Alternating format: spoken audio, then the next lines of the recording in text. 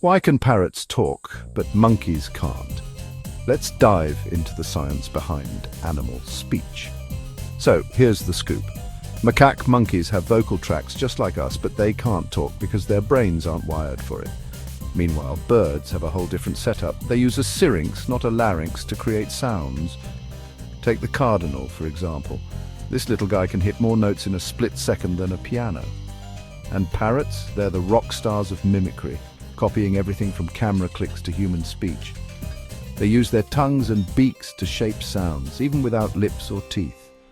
So next time you hear a parrot chatting away, remember it's all about brain power and some nifty anatomy. Stay curious, folks.